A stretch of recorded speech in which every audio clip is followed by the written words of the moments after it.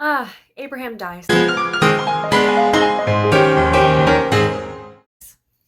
Hey guys, I'm so sorry. I've been way less consistent these past few weeks. I hope you guys are doing a fabulous, having a fabulous day. I mean, doing a fabulous job in life, maybe? Okay. Anyway, moving on from that. We're going to be talking today, Abraham dies. So Abraham has lived his life. He's lived a good long life of almost 175 years old. But before he dies, he actually marries another woman. All right, Sarah has already died. And he takes up another wife. And she has some children for him. So, way to go, Abraham. So after Isaac, Sarah dies. That's the only son that she physically had. And then we still have Ishmael, and then we have Abraham and his new kind of family from his new wife. So yeah, I guess we'll just dive right into this one. This one's not going to be a super long one. We're just going to go through kind of the genealogies, what we're going to be looking for. There's a couple names that you might want to keep an ear out for. I know there's a lot of names that I probably have said over time if you've been listening to all my videos or watching my videos, actually. If you've been watching my videos, there's a lot of names that I have been like, listen for that one later. And I will try to remember to like call back for being like, this is the one that I was talking about to listen to, because it's a lot. It really is. So we're going to just dive right in. Genesis 25 is what we're reading from. And so Abraham took another wife whose name was Keturah. I think that's a beautiful name. I did forget to look up what her name means. So I want to try to do that at some point. So she bore him Zimran, Jokshan, Medan, Midian. Midian is a name to listen for in the future. Ishbak, Shua, Jokshan fathered Sheba, and Dedan, the son of Dedan, was Asherim, Letushim, and Leumim. The sons of Midian were Ephah, Epher, Hanok, Abida, Elda. I'm saying these probably all wrong, by the way. All these were the children of Keturah. Abraham gave all he had to Isaac, but to the sons of his concubines, Abraham gave gifts, and while he was still living, he sent them away from his son Isaac eastward to the east country. Interesting. Okay, so we have here, it seems a little confusing, and I even am a little bit confused, because Abraham gave all that he had to Isaac. So Isaac was the one with the birthright. He was the son of Abraham and Sarah. He was the one born into basically the birthright. He earned that. So we still have Ishmael, which was born by the servant. And then we have the other wife, Keturah. Now it says Abraham took another wife, but it later says Abraham gave all that he had to Isaac, but to the sons of his concubines, Abraham gave gifts, and while he was still living, he sent them away from his son Isaac eastward to the east country. So either Keturah was a concubine and then became a wife, or we're talking about Ishmael, and that line, because I guess she could be considered the concubine. Anyway, there's a lot there. And I wish I knew more on this one. But we are learning this together, guys.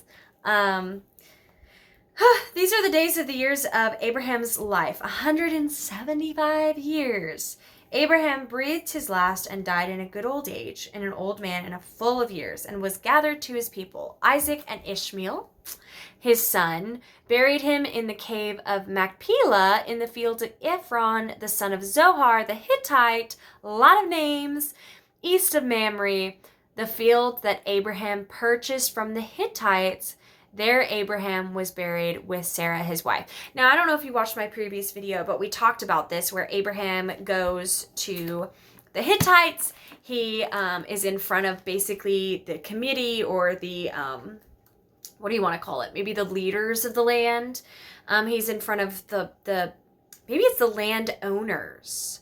Anyway, he's amongst all these people. He talks to them. He's like, I want to buy some land. I want a plot of land for me to bury my wife, Sarah, and to be able to bury my dead. And so they're like, okay, he picks some land. He's like, what about this one? And the guy who owned it, he's like, go ahead and take it. And he's like, no, I want to buy it. And as a businessman, I talked about this in my video, as a businessman, he bought the plot of land because I'm pretty sure, as we've seen in some of the history, there have been wells that have been made and other people are like, no, that's our well, or no, that's my property, unless there's some sort of like, it's almost like a handshake or a contract. Abraham was a good businessman in the fact that he didn't want to take any land. So that's what we have. He gets buried in the same plot of land that he got for Sarah, his wife, after he had done the contract, in a sense, where he bought the plot of land in front of everybody else in the land of the Hittites. Hopefully that wasn't insanely confusing for you. After the death of Abraham, God blessed Isaac, his son, and Isaac settled in Beer-lahai-roi. These are the generations of Ishmael, Abraham's son, whom Hagar, the Egyptian, Sarah's servant, bore to Abraham. These are the names of the sons of Ishmael, named in the order of their birth. Nebaioth, the firstborn of Ishmael, Keturah, Adbeel, Midshem, Mishma, Duma, Massa, Hadad, Tema, Jetur, Naphish, and Kedemah. These are the sons of Ishmael, and these are the names by their villages and by their encampments, 12 princes according to their tribes. These are the years of the life of Ishmael, 137 years. He breathed his last and died, and was gathered to his people. They settled from Havilah to Shur, which is opposite Egypt, in the direction of Assyria. He settled over against all his kinsmen. All right, I went through that real quickly. I want to go back a little bit, because it says Isaac and Ishmael buried Abraham. To me, this is like a big deal, because you probably haven't seen my last videos. If you haven't, you can check them out. If not, I'll just give you a little bit of the history. So Ishmael and his mom Hagar were kicked out by Sarah and Abraham because they were kind of laughing at Isaac, kind of laughing at the whole ordeal, I believe. Also, Sarah was still jealous and didn't like the fact that Ishmael was born, I don't think. Because what happened, Abraham and Sarah were trying to have a child. And finally, Sarah gives up and says, fine, go into my servant and have a child through her, since I can't bear you a child. So that's what Abraham does. Then she gets annoyed, gets angry, tries to kick out Hagar. God saves Hagar. She was in the desert, wandering around pregnant. The Lord brought her back, told her to come back. So apparently Abraham and Sarah were like, okay, you can come back to us. Sorry about that, kind of thing. That's what I assume happened. I hope they apologized. But then later on, Ishmael is already born. He's a little bit older. Isaac gets born, the one who's promised. And Sarah and Abraham again they don't kiss. Well, I mean, they do kiss, but I'm talking about kick Hagar and Ishmael out. And at that time, God had told Abraham, it's okay, let her go, because I'm going to make great nations out of Ishmael, because it's still attached to the promise that he'd given Abraham. And he told Abraham his seed and his lineage would grow and be as the sands of the sea. So what happened was Ishmael had been kicked out. Now, I don't know the relationship Ishmael and Isaac have. Like, he's been kicked out. Him and his mom had been living in closer to Egypt area. And, so this part where it says Isaac and Ishmael, his sons, buried him in the cave, I just wonder what that was like for them. Did Ishmael kind of come back and Isaac and him tried to have a relationship as like brothers? Or was it more of like a sense of duty and they just had to do it together and they just didn't really, have a connection or try at all? It's just interesting to think about that dynamic. But later you do see, as I was talking about through the genealogies and the names, God blesses Ishmael. It talks about how there were 12 princes according to their tribes. So God's promise is coming true even to Ishmael, who isn't the birthright of the nation, who was born out of a weird situation, and God is still blessing him and still blessing, from Abraham's seed.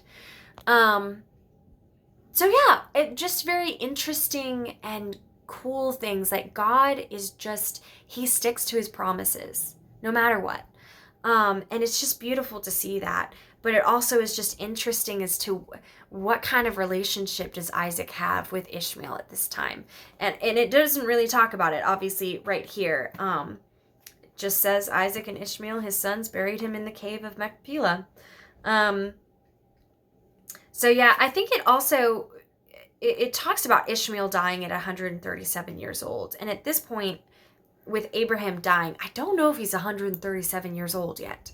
So I think it's talking about like quickly going through Ishmael's life and his genealogy, but then we're going to go back into, we're going to talk about some exciting stuff next video.